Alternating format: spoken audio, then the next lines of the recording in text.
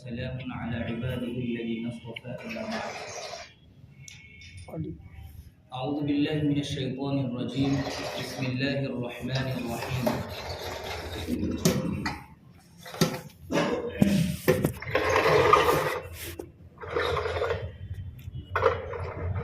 ولله ملك السماوات والأرض وما بينهما يخلق ما يشاء والله على كل شيء قدير.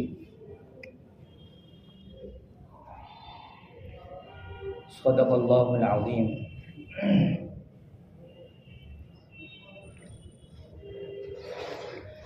আল্লাহ পাকের অশেষ মেহেরবানি এবং তার ফজল ও করমে, তার কৃপায়, তার অনুগ্রহে আমরা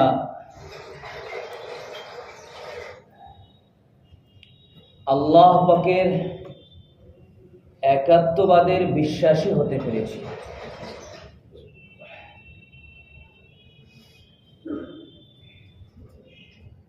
যা আল্লাহ তাআলার নিয়ামতের সর্বোচ্চ নিয়ামত।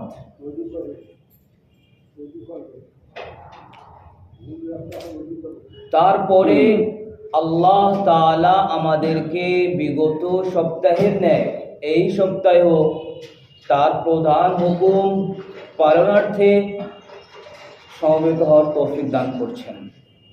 সে আল্লাহ পাকের দরবারে আমরা শুকরিয়া জ্ঞাপন করি, সকলেই বলি আলহামদুলিল্লাহ। অনন্তর অসংখ্য দরুদ ও সালাম প্রেরণ করি সেই মহামানবের প্রতি, যিনি আগমন করেছেন বিশ্ববাসীর করুণা হয়ে, ভ্রান্ত পথিকের পথের দিশারি হয়ে, যিনি এই বিশ্ব ব্রহ্মাণ্ডের রহমত স্বরূপ যিনাকে পাঠানো হয়েছে, সেই নবীর প্রতি, সেই নবী আমাদেরকে আমাদের খালিকের সাথে পরিচয় করে দিয়েছেন। তাই তার প্রতি আমরা দরুদ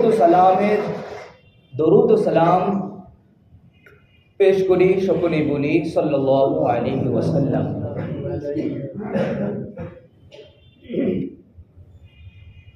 সুধী শ্রোতা, প্রিয় মুসাল্লিয়ানে کرام,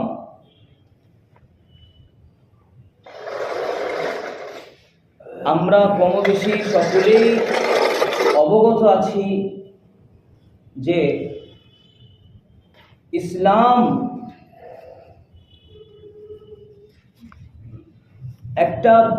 একটা স্তম্ভের উপর দাঁড়িয়ে। সেই স্তম্ভটা কি? আল্লাহ পাকের একাত্মবাদের বিশ্বাসী। আল্লাহ পাকের একাত্মবাদের বিশ্বাসী হওয়া। আল্লাহ পাকের একাত্মবাদের বিশ্বাসী হবে তবে ইসলামের মধ্যে দাখিল হতে পারবে। আল্লাহ এক, অদ্বিতীয় নিয়ন্তা। তিনার জাতের মধ্যে, তিনার সত্তার মধ্যে যেমন কোনো শরীক নেই, ঠিক তেমনি তিনার আওসাফ, তিনার সিফাতগুলির মধ্যেও, তার বৈশিষ্ট্যগুলির মধ্যেও কোনো শরীক নেই।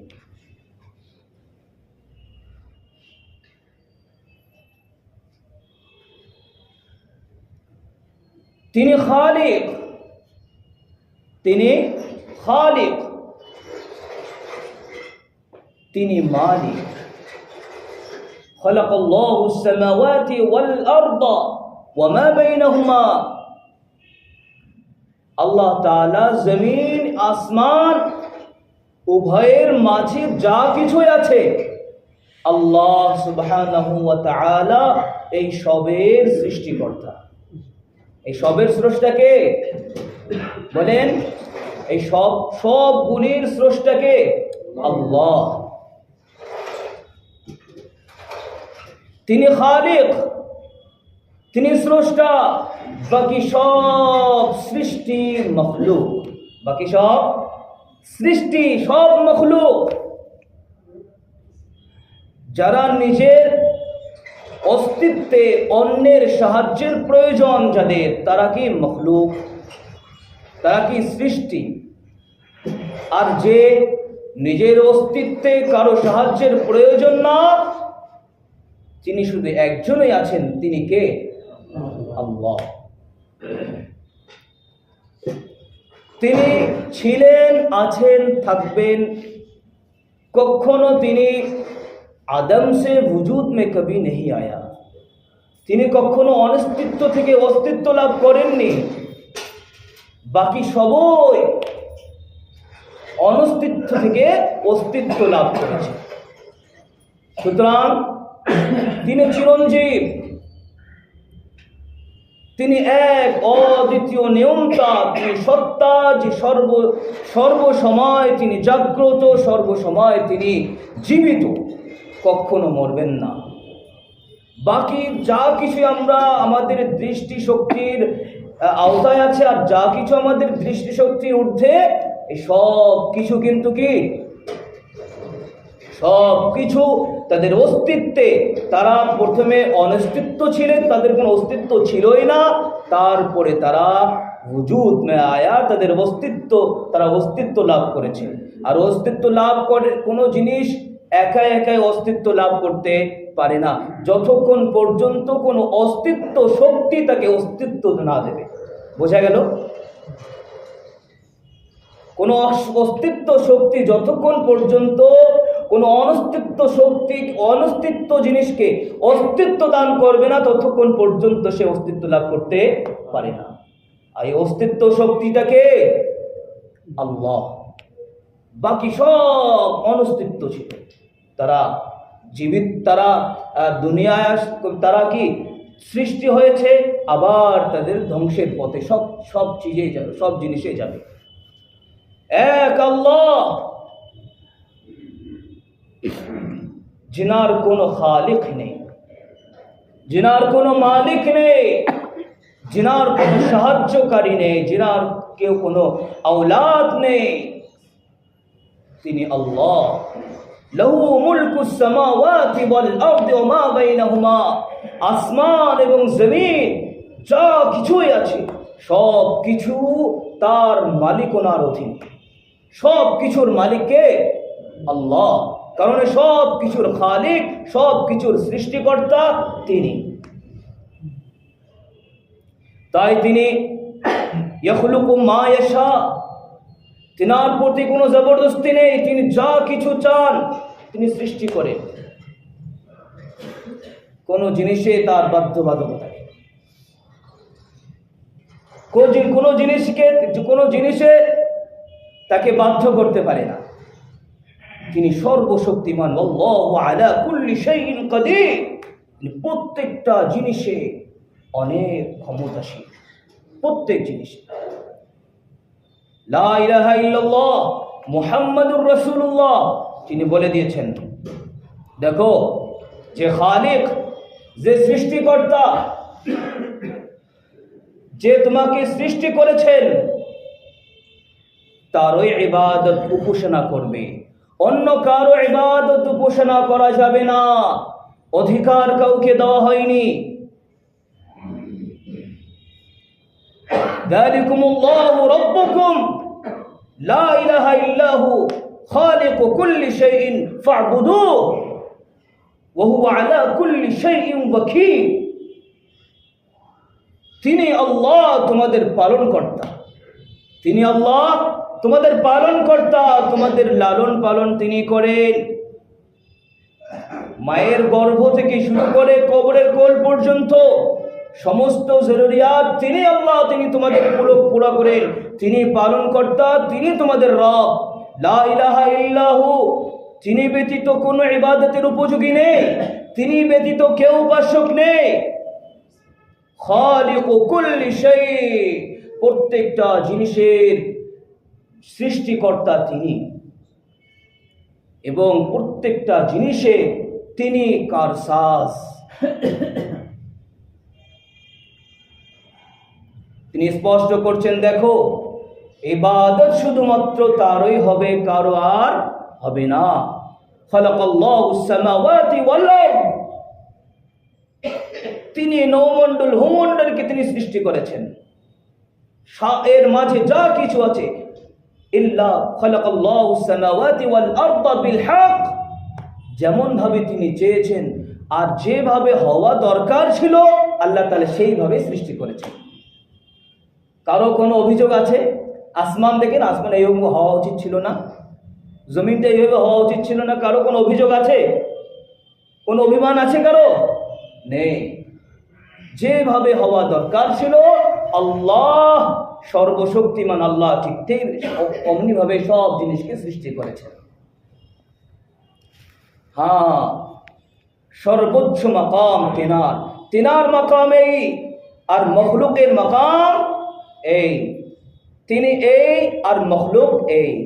মখলুককে এই আসনে আসীন করা যাবে না, আর খালিককে এই আসনে আসীন করা যাবে না। বোঝা গেল? স্রষ্টাকে কখনো মখলুকের দরজায় আনা যাবে না, আর মখলুককে মানে সৃষ্টিকে কখনো স্রষ্টার দরজায় আনা যাবে না। কঠোর নিষেধাজ্ঞা তিনি করেছেন, কঠোরভাবে। ইয়াগফিরুল্লাহু, আল্লাহ তাআলা মাফ করে দেন। ইয়াগফিরুল্লাহ, আল্লাহ তাআলা যা কিছু যে কোনো গুনাহ করুক না কেন আল্লাহ তাআলা সব গুনাহগুলিকে তিনি মাফ করে দেন। কিন্তু ইল্লা আইয়ুশরিকা বিহি, কিন্তু তিনি সেই গুনাহ মাফ করেন না যে গুনাহটা তার সাথে শিরিকের জন্য হবে। অর্থাৎ তিনি শিরিককে মাফ করবেন না। কর্মকাণ্ডে শিরিক যেমন হওয়া অপরাধ, ঠিক তেমনি কল মুখের উচ্চারণের দ্বারাও কোনো শিরিক তিনি বরদাস্ত করেন না। সৃষ্টিকর্তার পরে সৃষ্টির মধ্যে সর্বোচ্চ মাকাম যার, তিনি হলেন মুহাম্মদুর রাসূলুল্লাহ। কে? তিনি কে বলেন? আওয়াজ দেন। হুজুর সাল্লাল্লাহু আলাইহি ওয়াসাল্লামের মাকাম সৃষ্টিকর্তা আল্লাহ তাবারক ওয়া তাআলার পরে সর্বোচ্চ মাকাম। কিন্তু এই জায়গায়ও কোন নবী, কোন রাসূল, এমনকি আমাদের রাসূল মুহাম্মদ সাল্লাল্লাহু আলাইহি ওয়াসাল্লাম যার মাকাম আল্লাহ পাকের পরে সর্বোচ্চ, তাকেও আল্লাহ পাকের আসনে আসীন করা যাবে না। আল্লাহ পাকের দরজায়, আল্লাহ পাকের যে স্তর, সেই স্তরে তাকে রাখা যাবে না। অর্থাৎ তাকে সৃষ্টিকর্তা ভাবা যাবে না, তার উপাসনা করা যাবে না, তার আরাধনা করা যাবে না, তার ইবাদত করা যাবে না। ইবাদত হবে তো শুধু কার? আল্লাহ।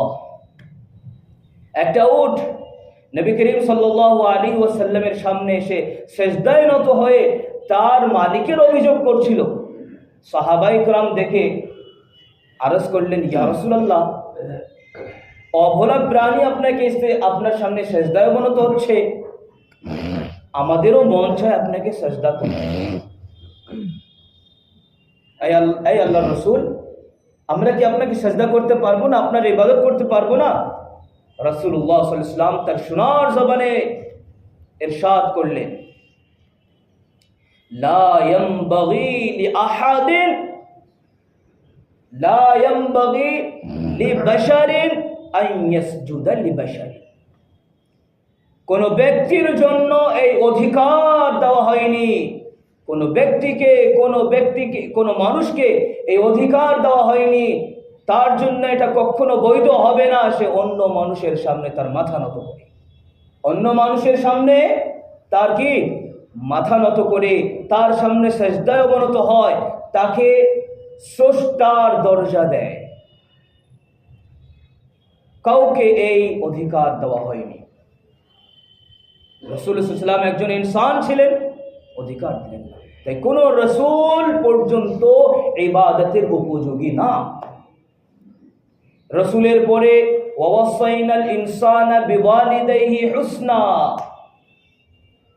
সর্বোচ্চ মাকাম। তোমরা তোমাদের পিতামাতার সহিত সদ্য ব্যবহার করো, তাদেরকে নারাজ করবে না, তাদের খেয়াল রাখো, তাদের খেদমত করো, তাদের প্রত্যেকটা কথা মানো, তাদেরকে উফ শব্দ বলারও চান্স দেবে না।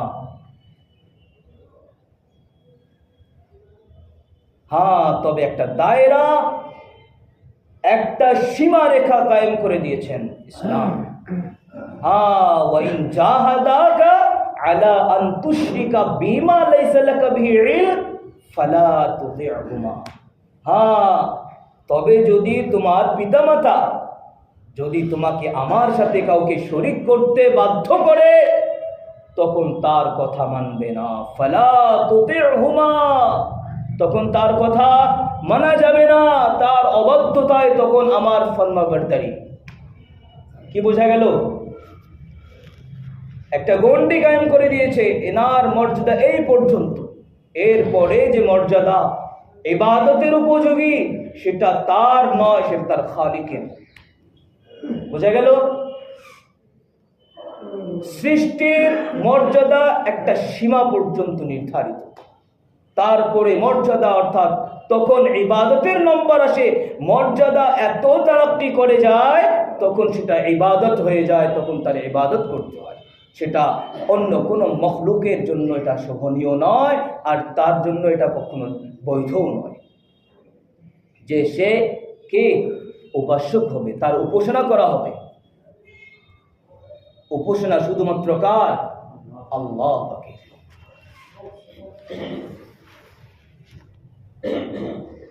ভারতবর্ষ আমাদের দেশ, আমাদের জন্মভূমি, আমরা আমাদের জন্মভূমিকে ভালোবাসি। আমাদের জন্মভূমির সাথে আমাদের আন্তরিকতা আছে, তার সাথে আমাদের একটা সম্পর্ক আছে, রক্তের সম্পর্কের মতো। তার সাথে আমাদের সম্পর্ক রক্তের সম্পর্কের মতো। তাই বলে এমনটা না আমাদের প্রকৃত মাকে ছেড়ে দিয়ে প্রতীকী মাকে আমরা বেশি কি সম্মান জানাতে চাই, নিজের মা আসল মাকে ছেড়ে দিয়ে অন্য মাকে বেশি সম্মান দিতে চাই। ভালোবাসার একটা স্তর আছে, নিজের মাকে খুব ভালোবাসতে হবে, ভারতবর্ষের জমিনে থাকি জন্মভূমিকে ভালোবাসতে হবে, সম্মান করতে হবে, কিন্তু ভালোবাসার অর্থ এটা নয়। ভালোবাসার অর্থ এটা কখনো নয় যে ভালোবাসা করতে করতে তাকে ইবাদতের দরজা দিয়ে দেই, তাকে মাবুদের দরজা দিয়ে দেই, সৃষ্টিকর্তার দরজা দিয়ে দেই, এমনটা কখনো না। বন্দে মাতরম যদি কেউ বলে যে আমি আমার আত্মীয় স্বজনকে মোহাব্বত করি, খুব ভালোবাসি, কিন্তু আমি তাদের উপাসনা করি না, তাই বলে সে লোকটা খারাপ, তাদের শত্রু? উপাসনা না করা মানে তার শত্রু নয়। উপাসনা না করা মানে শত্রু নয়। ভালোবাসা শুধু উপাসনার মাধ্যমে হবে এমনটা না। নিজের মাকে শরীয়ত বলছে তোমার মাকে, তোমার মার ফরমাবরদারি করবে, নিজের মার ফরমাবরদারি করবে, তার হুকুম মানবে, তবে একটা গণ্ডি ইবাদত যেন না হয়ে যায়। একটা গণ্ডি আমার সাথে শিরিক করতে যদি বাধ্য করে, কথা মানা যাবে না, তার কথা মানা যাবে না। ঠিক অনুরূপভাবে যদি কেউ আমাদেরকে বাধ্য করে, তুমি বলো যে হে আমার মা আমি তোমার ইবাদত করি, হে আমার মা আমি তোমার ইবাদত করি, যদি কেউ বাধ্য করে তাহলে তারও কথা মানা যাবে না। নিজের মার ব্যাপারে যদি শরীয়ত এতটা কঠোরতা, নিজের মা প্রকৃতি মার ব্যাপারে যদি এতটা কঠোরতা অবলম্বন করে, তোমার মা যদি তোমাকে আল্লাহ পাকের সাথে শরীক করতে বাধ্য করে, তখন তার আদেশ মানা যাবে না, তার হুকুম মানা যাবে না। তাহলে সেই শরীয়ত কিভাবে প্রতীকী মা, যে আসল মা না, প্রতীকী মা, ভালোবাসার জন্য যাকে মা আখ্যায়িত করেছি, সেই প্রতীকী মাকে কিভাবে শরীয়ত এই আদেশ দিতে পারে, এটা শরীয়ত এটা সমর্থন করতে পারে যে তার ইবাদত উপাসনা করা যেতে পারে? তাকে এরকম বলা যেতে পারে যে আমি তোমার ইবাদত করছি? না, বন্দে মাতরম কোনোভাবেই মুসলমানদের জন্য বলা যাবে না, অবৈধ। আল্লাহ তাআলা এই অধিকার কোনো মুসলমানকে দেননি, কারণ এই বন্দে মাতরম এটা একটা শিরকি কালিমা, এটা একটা শিরকি শব্দ। এর মধ্যে শিরক আছে, আল্লাহ তাআলার একাত্মবাদকে খণ্ডিত করা হচ্ছে, যেটা মুসলমানদের পরিচয় হতে পারে না। যদি কেউ আল্লাহ তাআলার একাত্মবাদের বিশ্বাসী না হয়, সঙ্গে সঙ্গে সেই লোকটার মুসলমান থাকে না। বন্দে মাতরম মানে হে আমার মা তোমার ইবাদত করছি। তাহলে এই বন্দে মাতরম আমাদের জন্য কতটা যুক্তিযুক্ত হবে, কতটা যুক্তিযুক্ত আমরা নিজে এটা ভাবি যে বলা যাবে কিনা মুসলমান হয়ে, একজন মুসলমান হয়ে তার জন্য কখনো বৈধ হতে পারে না সে বন্দে মাতরম বলে।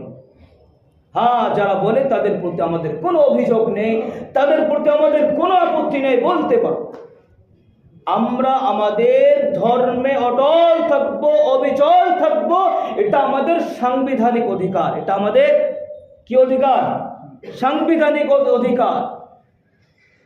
আমাদের যদি কেউ আমাদেরকে, যে বা যারা আমাদেরকে তাদের বিশ্বাস, তাদের কর্মকাণ্ডে আমাদেরকে, তাদের কর্মকাণ্ডের দাস বানাতে চায়, তাদের দাসত্বে আমাদেরকে মজবুর করতে চায়, তাহলে আমরা সেখানে তাদেরকে সালাম করে দূরে সরে যাব না। আমরা কারো দাস হতে চাই না, আমরা কারো বিশ্বাসের দাস হতে চাই না। এটাই আমাদের ধর্ম। আমরা আমাদের বিশ্বাসে অবিচল এবং অটল থাকব। এটাই কি আমাদের, এটাই আমাদের ধর্ম। আর আমাদের বিশ্বাসের, আমাদের ধর্মের প্রতি অবিচল থাকা, আমাদের ধর্মের প্রতি অটল থাকা, এটাই আমাদের সাংবিধানিক একটা অধিকার দেওয়া হয়েছে। কোন নাগরিক, কোন নাগরিকের জন্য এটা বৈধ নয় সে অন্য কোন নাগরিককে তার নিজের মতভেদের প্রতি কি করবে? বাধ্য করবে, নিজের বিশ্বাসের প্রতি বাধ্য করবে। এটা কোন মাযহাবে বা আমাদের সাংবিধানিক ভাবেও এটাকে অবৈধ ঘোষণা করা হয়েছে। সুতরাং যে বা যারা এটা বলতে চায় যে বন্দে মাতরম না বললে সে দেশদ্রোহী, দেশের গাদ্দার, আমাদের স্পষ্ট ভাষায় তাদেরকে আমরা এই বার্তা পৌঁছে দিতে চাই।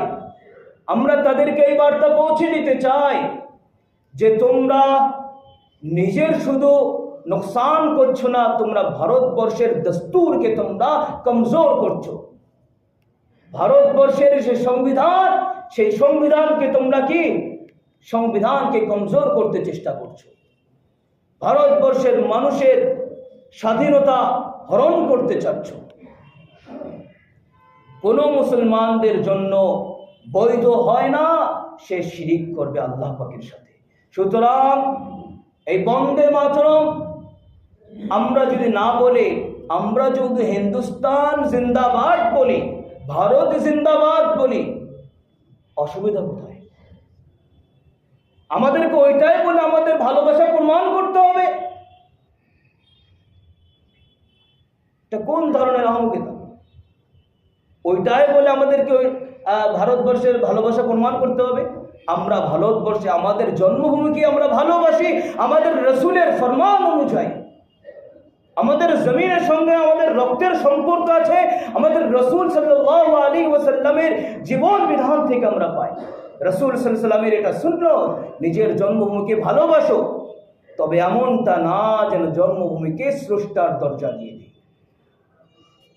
হ্যাঁ, জন্মভূমিকে ভালোবাসি বলে আমরা আমাদের হাজারো লক্ষ কোটি আমরা গর্দান পেশ করতে দ্বিধাবোধ করিনি। ভারতবর্ষের জমিনকে রক্তায় রক্তাক্ত করে দিয়েছিলাম নিচের গর্দানের রক্ত দিয়ে। এখনো যদি ভারতবর্ষের মাটিকে যদি নেংড়ানো যায়, এখনো পর্যন্ত আমাদের আকাবিরদের, এখনো পর্যন্ত আমাদের পূর্বপুরুষদের তাদের সেই গরম রক্ত টপকে টপকে হয়তো পড়বে। কিসের জন্য তারা কোরবান দিয়েছেন? কিসের জন্য কোরবান দিয়েছেন? তারা তাদের এই ভালোবাসার একটা প্রমাণ, ভালোবাসা প্রমাণ করার জন্য। আমরা ভারতবর্ষকে ভালোবাসি, আমরা আমাদের দেশকে ভালোবাসি। দেশের ভালোবাসার স্বার্থে তারা নিজের জানকে পরোয়া করেনি, জানকে বিসর্জন দিয়েছেন বিবি বাচ্চাকে এতিম করতে, বাচ্চাকে এতিম করতে, বিবিকে বিবাহ করতে তারা কোনো দ্বিধাবোধ করেননি। সুতরাং আমরা এখনো পর্যন্ত ভারতবর্ষের জন্যে, দেশের জন্য আমরা আমাদের সবটুকু রক্ত আমরা বিলীন দিতে প্রস্তুত, কিন্তু একটা গণ্ডি অনুযায়ী। কিন্তু আমরা কখনো শিরিক করতে পারি না। ভালোবাসতে পারি, কিন্তু আমরা শিরিক করতে পারি না। আমরা যেহেতু মুসলিম পার্সোনাল ল বোর্ড, জমিয়ত উলামা হিন্দ এবং বিশ্ববিখ্যাত মাদ্রাসা দারুল উলুম দেওবন্দ সাফ ফতোয়া, দারুল উলুম দেওবন্দের ফতোয়া বিভাগ থেকে সাফ ফতোয়া এবং একেবারে সাফ কণ্ঠে বলা হয়েছে যে বন্দে মাতরম বলা কি, বন্দে মাতরম বলা যেতে পারে না, শিরকি কালিমা। হ্যাঁ, যদি কেউ বলে তার প্রতি আমাদের কোনো অভিযোগ নেই, আমাদেরকে কেউ বাধ্য করতে পারে না, কারণ এর মধ্যে শিরকি কালিমা। এটা আমাদের আইনগত, আমাদেরকে এটা অধিকার দেওয়া হয়েছে। আমরা আমাদের শরীয়ত মোতাবেক আমরা চলবো, আমরা আমাদের ধর্মের মধ্যে থাকবো। এটা আমাদের কি शरिया शरआन और कानूनन हमें ये हमें इजाज़त मिली है। लिहाजा अगर कोई हमें दूसरी तरफ ले जाना चाहे, हमारे कानून को, हमारे शरीयत के मुताबिक ना चलने पर मजबूर करे, तो वो कानूनन जुर्म कर रहा है। আল্লাহ তাআলা আমাদেরকে দেশের প্রতি ভালোবাসা আমাদের তো আছেই আছে, কিন্তু যারা এইভাবে প্রতারণা করছে, মানুষকে ধোঁকা দেওয়ার চেষ্টা করছে, যে বন্দে মাতরম বলে না সে দেশদ্রোহী, আমরা তাদেরকে এক বাক্যে তাদেরকে বলতে চাই, তারা মানুষকে ধোঁকা দিচ্ছে। তারা মানুষকে ধোঁকা দিচ্ছে, আমাদের মধ্যে বিশৃঙ্খলা তৈরি করার চেষ্টা করছে, আমাদের দস্তুরকে, আমাদের সংবিধানকে তারা কমজোর করার চেষ্টা করছে। আল্লাহ তাআলা আমাদেরকে সর্বদা আল্লাহ তাআলার একাত্মবাদের বিশ্বাসী হয়ে এবং তার প্রতি পূর্ণ আস্থা এবং বিশ্বাস রেখে জীবন অতিবাহিত করার তৌফিক দান করুন। ওয়া আখিরু দাওয়ানা আলহামদুলিল্লাহি রাব্বিল আলামিন। যারা সুন্নাত পড়েননি তারা সুন্নাত পড়বেন। 4 রাকাত সুন্নাত